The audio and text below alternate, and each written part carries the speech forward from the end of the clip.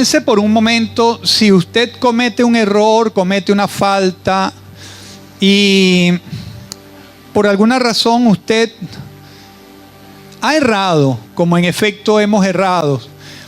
Y si nosotros en errar, en cometer un error, no pudiéramos retornar o no pudiéramos volver a empezar las cosas de nuevo, o tener la esperanza del perdón, o tener la esperanza de un cambio, si se quiere, sino que tuviéramos que estar sometidos toda la vida a ese error, a esa culpa, a esa condenación, y nunca tuviéramos una forma de redimirnos o una forma de volver a decir, Dios mío, me equivoqué. ¿Cuántas personas no han dicho, Dios mío, si pudiera retroceder el tiempo, no cometería tantas cosas que cometí? ¿Y qué pasaría si yo les digo que en Dios todos nosotros tenemos la oportunidad de retornar? Toda la vida podemos retornar. Toda la vida podemos retornar. Y toda la vida y en todo tiempo podemos volver a comenzar de nuevo. Dios no es un Dios de dos oportunidades. Dios es un Dios de todas las oportunidades que uno necesita. Dios es un Dios de una, de dos, de tres, de cuatro, de cinco, de todas las que necesitemos. Aquí vemos el pueblo de Israel. Partiendo la semana pasada, vimos unas profecías de un profeta o un vidente llamado Balaam. Y empezamos hoy con esta lectura en números 24 y 25, donde vemos a un hombre, un vidente que puede decir el hombre que percibe a Dios y el hombre que profetiza con ojos abiertos y que percibe la presencia de Dios. Podemos ver a través de Balaam que los dones de las personas, que a pesar de que una persona pueda tener muchos dones, no quiere decir que por esos dones Dios lo está santificando. Los dones no son la comprobación de que Dios santifica a la persona. Incluso, más allá, los dones pueden cohabitar en una persona con caminos de perversión, incluso caminos de muerte.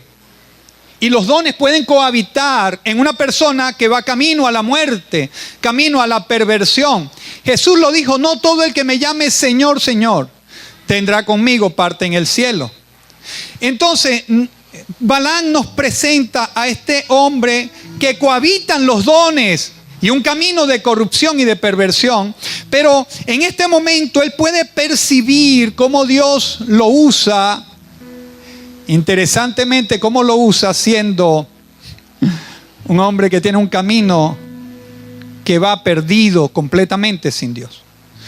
Y lo usa para mostrarle a Israel.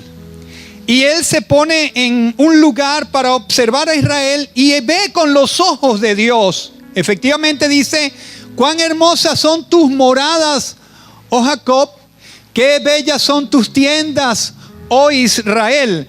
Qué belleza, qué panorama. Pero pensemos por un momento, qué belleza podía haber en el desierto. Qué hermosura podía haber en el desierto. Carpas tradicionales y arena, sol y viento por doquier. Pero él está viendo al pueblo de Israel con los ojos de Dios. Ahora, es lo mismo que sucede con una familia que es de Dios, con una familia donde Dios ha entrado. En cualquier hogar que ya Cristo haya entrado, Dios lo ve como una hermosa morada. No importa si es un rancho de tablas, pero Dios ve allí, qué hermosa es la casa de mi hijo, cuán hermosa es la morada de mi hijo. ¿Por qué? Porque donde está Dios, está la ternura de Dios y está la bendición de Dios. No importa que sea pequeño, pero lo que hace la diferencia es el Dios que está en esa morada. Es Dios cuando entra a tu casa, que tal vez no tiene los 3 pisos que tú quieres, pero cuando Dios está allí, qué hermosas son las moradas qué hermoso es visitar la casa de un cristiano. Qué hermosura es ir a un hogar cristiano. Aquellos que están lavados por la sangre. Y qué bello es, porque Dios lo ve así. Qué bella es la casa de mi hermano. Aquel lugar donde se ve la armonía, donde se ve el respeto, donde se ve el temor de Dios que pasea por los pasillos del cuarto, de la cocina. Qué hermoso es visitar un hogar cristiano. Qué hermoso es cuando Dios dice: qué hermosa es la casa de mis hijos. Allí no hay groserías, no hay improperios, no hay maldiciones, no hay amenazas, no hay celulares sospechosos. Tú puedes pasar por la casa de un cristiano y qué hermoso es el hogar de un cristiano, donde no ves secreteos entre el uno y el otro. No ves a alguien escondido pasando un mensaje, o alguien aprensivo porque tú entras por la casa de un cristiano. Y cuán hermosas son las moradas donde habita el Señor Jesucristo. Qué hermosa es la morada donde habita Dios. Qué hermoso es entrar a un hogar donde Dios habita. Pero es que la diferencia está cuando tú ves donde no está Dios. Pero qué hermoso, porque Dios ve a sus hijos de tal manera, los ve tan bendecidos que los ve, que su hogar es hermoso, que su...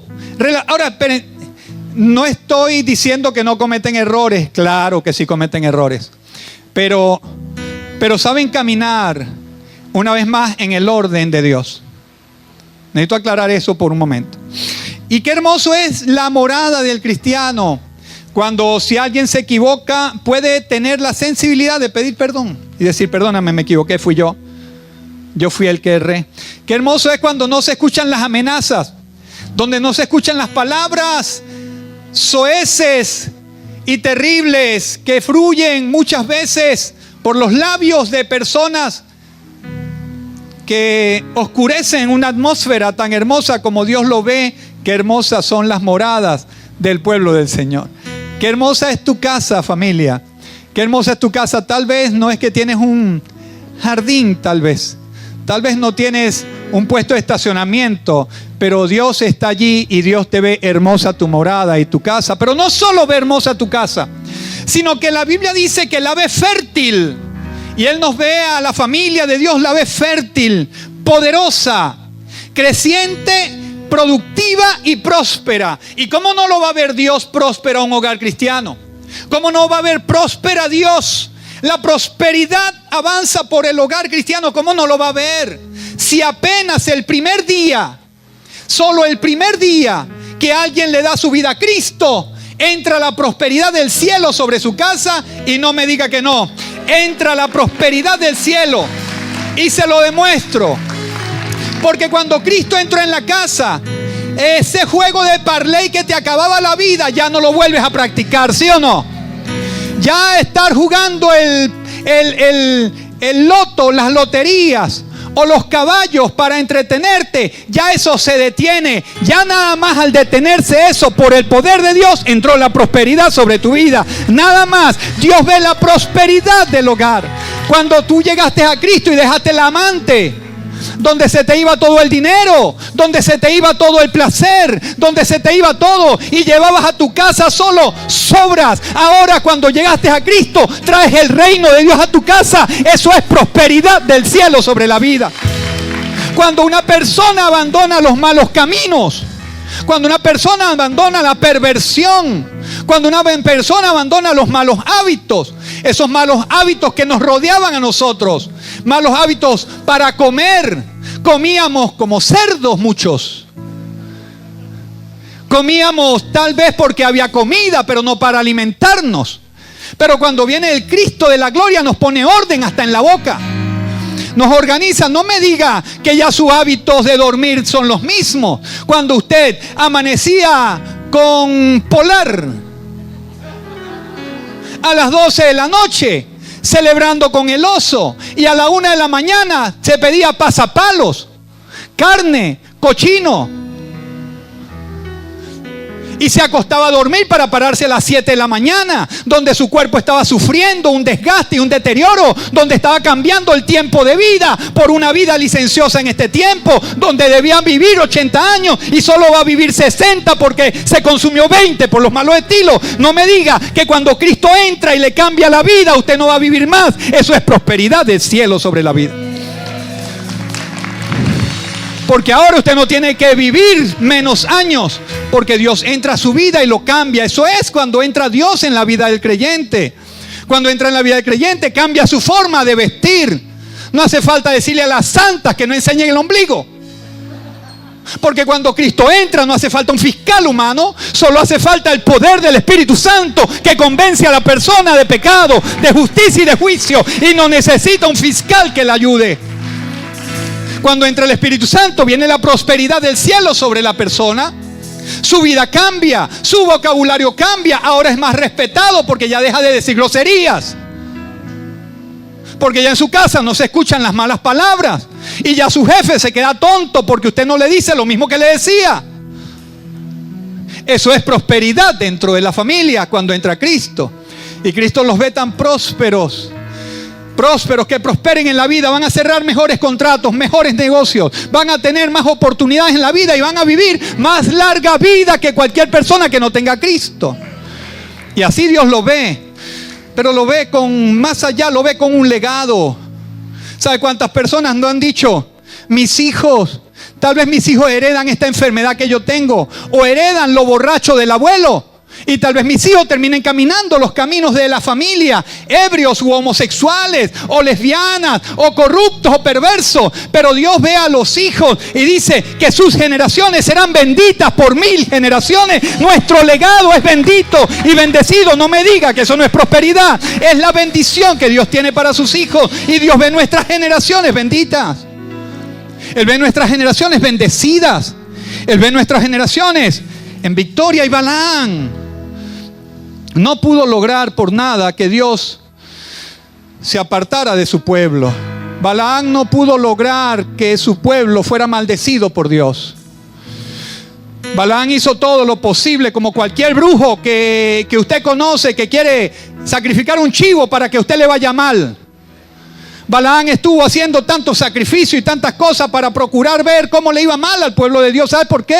Porque al diablo no le gusta ver ojos bonitos en cara ajena. Pero tiene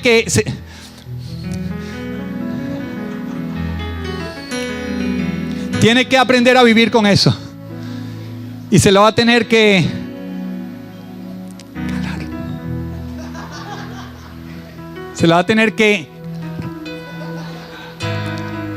Y se lo va a tener que calar, porque usted va a brillar como la luz del mediodía. Porque si Cristo está en usted, no hay diablo que lo maldiga. No hay diablo que pueda llevarle a usted una maldición, ni que tenga su foto. Eso estamos claros, estamos benditos. Balaam no pudo lograr separar a Dios de su pueblo con sus artificios. Pero vemos toda esta historia de esplendor y de gloria en el número 24. Empieza desde el número 22. Pero de pronto hay un cambio. De pronto es como que se baja el telón y se sube el telón. De pronto es como que hay algo oscuro y claro. Y de pronto no se entienden muchas cosas. De pronto el infierno se desata. De pronto estamos hablando de que estamos benditos y estamos bendecidos. Y de pronto hay maldición. De repente hay maldición. ¿Cómo hay ese contraste tan claro? ¿Cómo puede existir eso? ¿Cómo puede suceder que un pueblo tan bendito por Dios, que donde llega su pie prospera, que el que lo maldiga será maldito y el que lo bendiga será bendito? Un pueblo que donde llega trae bendición o aniquila a los enemigos, pero nunca es derrotado. Y de pronto, dice la Biblia, que cayó una epidemia y empezaron a morir los israelitas por el furor de Dios. Y que por la ira de Dios empezaron a morir los israelitas. Pero ¿cómo pudo ser? ¿Cómo puede ser? Pastor, estoy bendecido. Amén. Y eso es así. Estoy prosperado. Amén. Sí, Señor. Estoy en victoria. Amén. Sin equívoco. Pero ¿cómo puede ser que de la noche a la mañana haya caído un juicio tan fuerte? ¿Sabe? Que al perfume del perfumista no le conviene una mosca en su borde. Sabes que al sabio no le conviene un toque de locura. Y sabes que al pueblo del Señor no le conviene una grieta de pecado.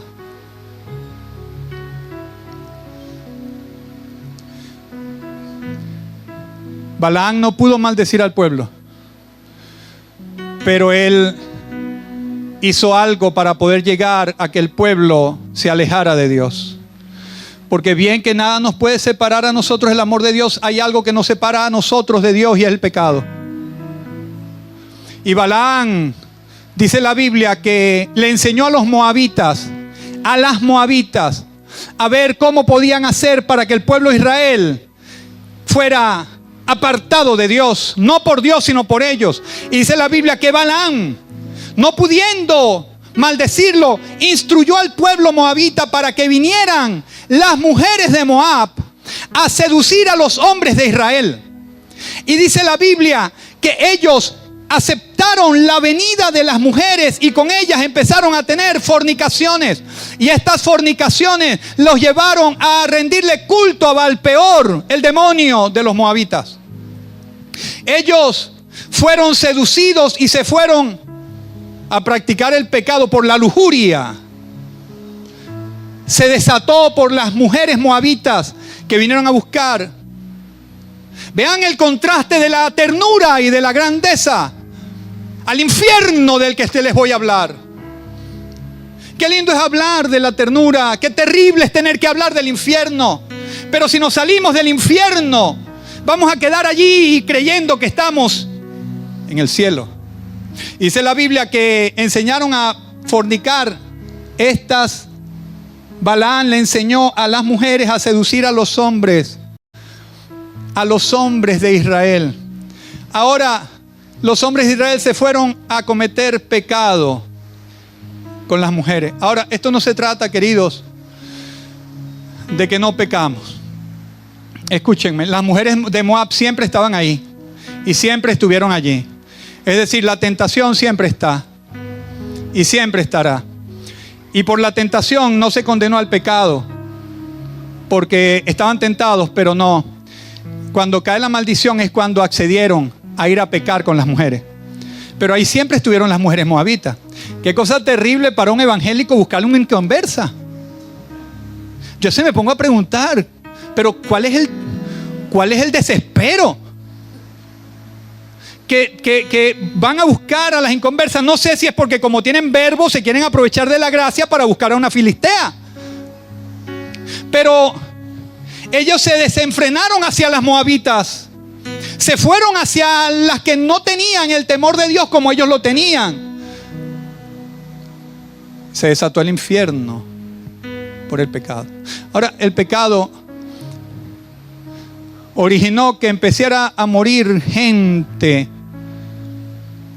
Y dice la Biblia que pareciera que todo se contaminó tanto que vino un hombre, que la Biblia lo narra y lo describe después, un hombre israelita llamado Zimri, que se apareció en la tienda del campamento con una madianita, una que no era del pueblo de Dios, y se presentó présteme atención un momento, y se presentó muy campante el israelita con la madianita a presentárselos a la familia. Dice la Biblia, tuvo el descaro de buscar a la madianita y presentarla como su mujer a la familia.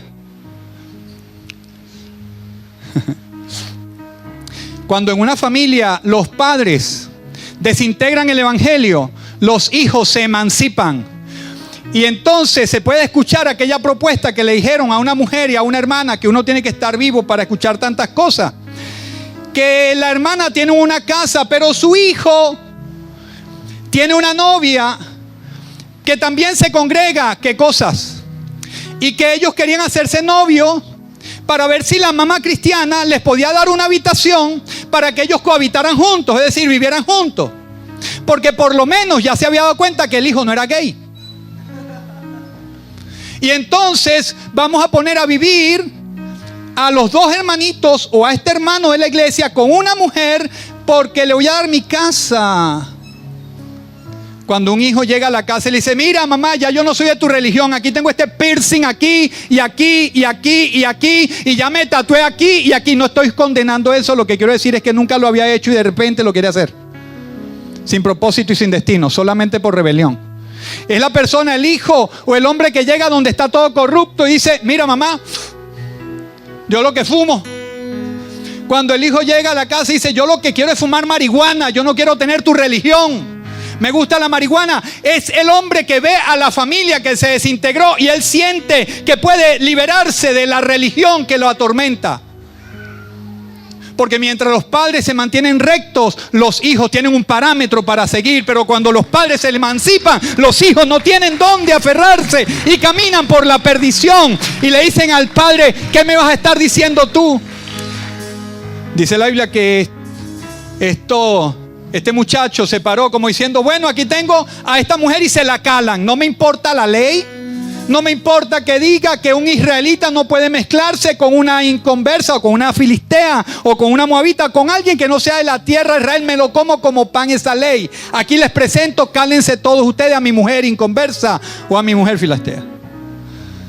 Eso, cuando los hijos llegan a ese punto, un padre que escuche tal propuesta debería correr al altar y decir: Padre, perdóname, yo he pecado contra ti, he abierto puertas al infierno. Claro, lo que pasa es que hay un asunto importante. Hay un asunto que cuando hay una persona que ya no sabe ni qué es bueno ni qué es malo, cuando en una familia nadie sabe qué es pecado ni qué no es pecado, porque ya todo es tan... Este evangelio posmoderno me tiene asustado y me tiene ocupado seriamente. Cuando en la casa ya no se sabe qué es pecado ni qué no es pecado, porque los hijos se acostumbraron a ver películas macabras de terror siniestra que quitan las extremidades, la cabeza, y los padres dicen: a mi hijo le gusta eso, respétale lo que es Chucky y la hija de Chucky y etcétera, y el portal y el hoyo, eso déjamelos. Cuando no se sabe qué es bueno y es malo en un hogar, es como cuando usted entra a un baño y el baño está hediondo a cloaca porque pasa por todo el centro una tubería endemoniada que trae los 1000 olores, y las personas dentro de la casa no han podido quitar eso, y llega una visita y dice: aquí sí huele feo, y los de la familia le dicen: ¿verdad? No, pero no es tanto, no huele tanto, porque ya se han acostumbrado a ese olor. Y si la visita llega y se queda allí un rato, 1 hora, 2 horas o 3 horas, al punto que se le cauteriza el olfato y empieza a sentir que nada huele mal, se acostumbra a ese olor hasta que viene otra persona y dice: aquí sí huele a cloaca. Es que la persona se acostumbra al pecado. En el hogar se acostumbra a decir: estúpida, bandido, y paren de contar, y se crea una atmósfera como que si eso fuera normal. Y se acostumbran a lo malo. Se acostumbran a decir: no, bueno, es una cerveza nada más lo que nos vamos a tomar en la casa en familia, es nada más. Y se acostumbran a los deseos de la carne, y en la familia ya se ha perdido el sentido de lo bueno y lo malo. Cuando ya no se sabe qué es bueno y qué es malo. No se sabe si fumar es bueno o fumar es malo. Personas que dicen: pastor, fumar es malo. Digo, por lo menos el cáncer te puede dar. No sé, si no fumaras, a lo mejor te evitas eso. Pastor, cuando se pierde la línea que es bueno y que es malo, y se acostumbra a una doble vida dentro del hogar, una doble vida, un chat escondido y secreto, y la mujer ya aprensiva y sabiendo, diciendo: este condenado ni la iglesia lo cambia. Y teniendo una doble vida donde ya se han acostumbrado a lo malo, donde el hombre ve la mujer, las actitudes, y se han acostumbrado al irrespeto, se han acostumbrado tanto a lo malo, se pierden. Eso fue lo que pasó cuando vino este hombre y trajo esa perdición. No había temor de Dios. ¿Sabes qué ocupa? Que muchas personas en la iglesia ya no tengan temor de Dios, que les dé igual pornografía, traición, doble sentido, chistes degenerados, participar. Yo no soy religioso. No, está bien, creo que puede ser un perdido. Cuando ya la persona, vemos como el infierno entra por una puerta, nada más una puerta. Y no le estoy hablando yo como un protagonista de la historia que mira los toros de la barrera. Yo he estado en un lugar donde he tenido que buscar el retorno de Dios. Yo he estado en un lugar donde he abierto brechas y he tenido que llorar y sufrir para cerrar una brecha, porque cuando usted abre una brecha, el infierno se mete. Cuando usted mete un chiste, cuando usted mete un mensaje incorrecto, cuando usted seduce a alguien incorrecto, cuando usted habla incorrectamente, usted abre el infierno en su casa.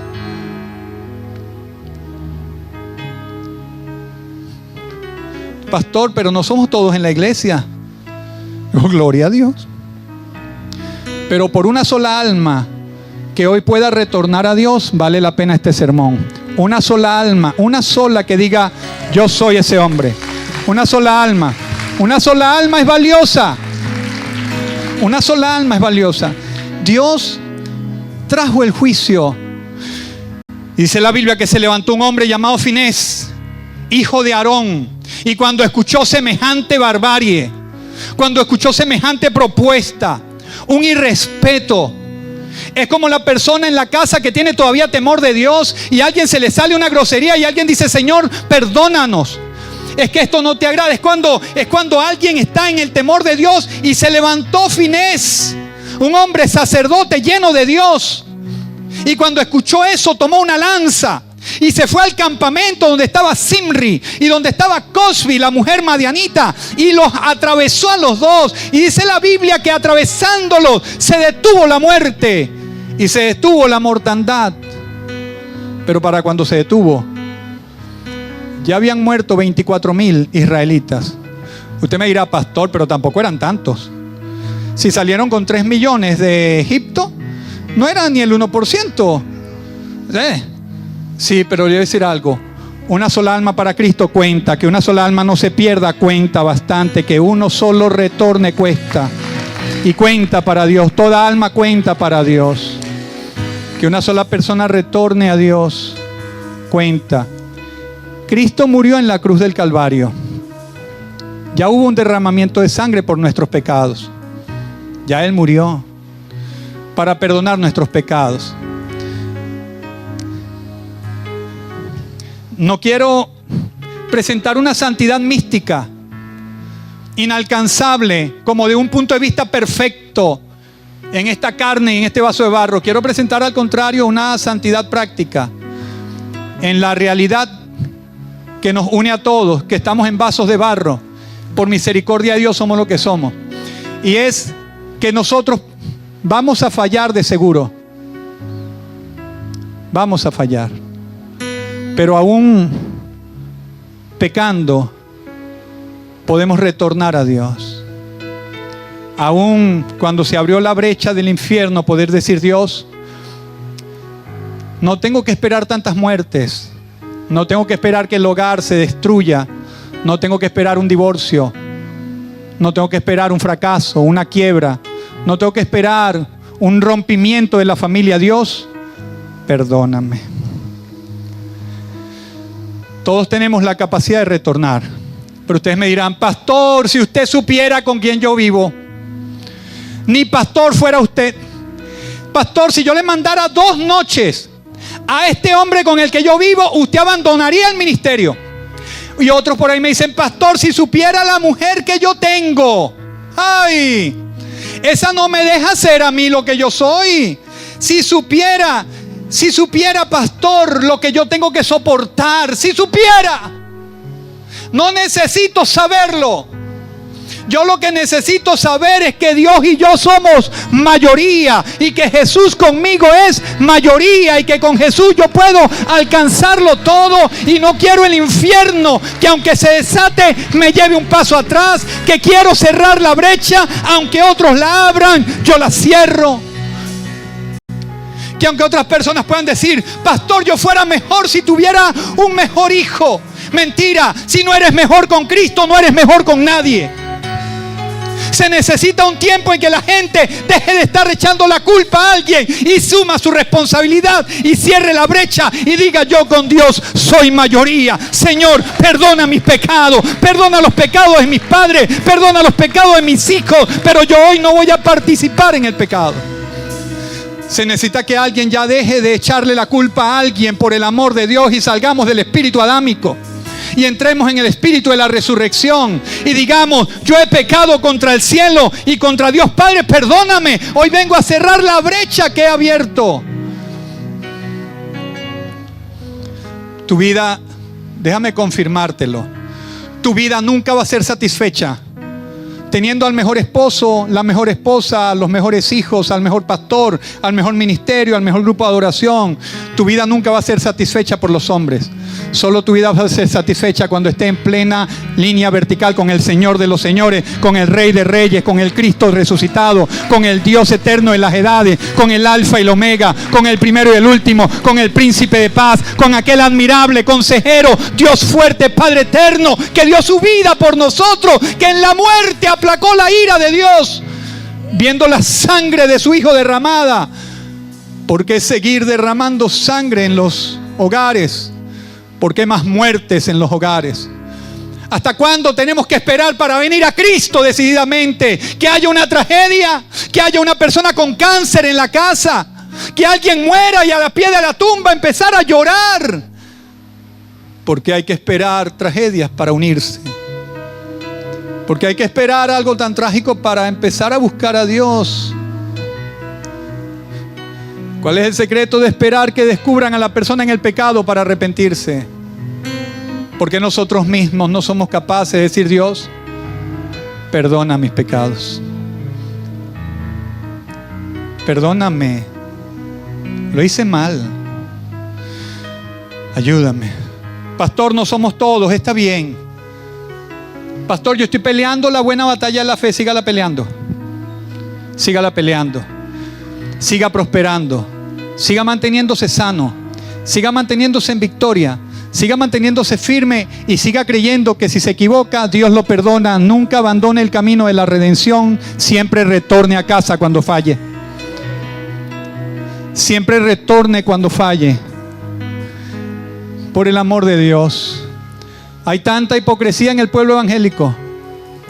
Tanto estupor, tanta ironía, tanto orgullo, tanta soberbia, que muchos saldrán de la iglesia al mismo infierno porque no son capaces de decir: yo me equivoqué, yo necesito perdón de Dios, necesito retornar, necesito dar vuelta y retornar a Dios, a la historia del hogar donde Dios se complace en el hogar. Dice: qué lindos son las moradas de Israel, qué lindas son las tiendas de Jacob, donde el hogar muestra que hay un temor de Dios, que Dios está allí. Ah, ya va. Algunos dicen: pastor, pero yo solo voy a poder contra todo eso. Usted solo puede contra todo eso. Porque si usted no puede lograr que alguien cambie, por lo menos nadie puede evitar que usted cambie. Si usted no puede evitar que alguien deje la corrupción, usted puede lograr no corromperse. Y si alguien mete el infierno por una puerta, usted le abre 2 ventanas para sacarlo en el nombre de Jesús, y no le hace fiesta, sino que lo saca. Usted puede pararse en la brecha con Cristo. No me diga que no.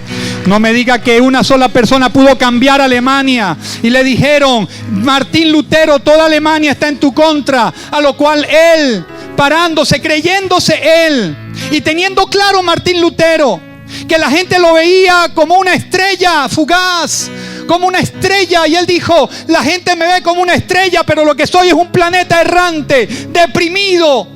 Él sufrió depresiones, pero cuando él estaba en Cristo, él estaba parándose para sacar la libertad de la fe. Él dijo: no, discúlpame, toda Alemania no está en mi contra, yo estoy contra toda Alemania. Y él con Cristo hicieron un cambio poderoso en una nación entera que salpicó al mundo. No me diga usted que es poca cosa para cambiar 4 paredes en un hogar. No me diga que usted es insignificante para meter el reino de Dios en su hogar. No me diga que usted es poca cosa para que en su reino, en su casa, viva Dios. Por lo menos con usted. Por lo menos con usted. Abrió la puerta del pecado, ciérrela. Por favor, retorne. Deje ese juego. Deje ese juego libertino doble mensaje, doble vida, doble Facebook, doble chat, una cara en la casa, otra cara en el trabajo, una cara con la esposa, otra cara con la querida, otra cara con la que va a ser querida, otra cara con la que está en la proyección de ser querida, otra cosa con la querida que quiero querer querida. No meta el infierno. Si se juega con el infierno, lo quema el diablo. Si retornamos. Si cuántas veces hemos nosotros consagrado los celulares. Ya la próxima vez no voy a pedir que los consagremos, lo voy a prender en candela. Le voy a decir, por favor, agarren un fósforo y quemen esa broma. Si no lo sabe manejar, quémelo. Si no sabe soportar un TikTok porque le baila las emociones, queme esa basura. Si usted sabe utilizarlo. ¿Cuántas veces hemos consagrado ese perolito? ¿Y cuánto daño todavía sigue haciendo en hermanos y hermanas? ¿Cuánto daño sigue haciendo con negocios chimbos, fraudulentos, con mentiras, con engaños? ¿Cuántos todavía no siguen cayendo en la red de un me gustas? No me gusta, me gustas. Meten en el infierno y después quieren vivir una vida llena de paz. No puede haber paz. No puede haber paz. Hay que retornar. Y no lo estoy diciendo como alguien que no ha errado. Hierro, por el amor de Dios. Muchísimo. Pero he encontrado un retorno a Cristo para levantarme. Decir, Señor, fui yo. Fui yo. No, no fue ella. Fui yo. No, no fue mi apóstol, fui yo. No, no fue mi hermano, fui yo. He encontrado un retorno para mantener la paz de Dios. Si cierro esta brecha, ya hubo la sangre para volver la paz a nuestros hogares. Qué hermosas son tus tiendas, oh Jacob, y maravillosas tus moradas, oh Israel. Ya la sangre fue vertida. Por favor, retornemos todos a casa del Señor y permitamos que su sangre nos limpie de todo pecado y volvamos a tener ese temor de Dios, que sepamos qué es lo bueno, qué es lo malo, y que en nuestro hogar permanezca la presencia de nuestro Señor. Póngase de pie, por favor.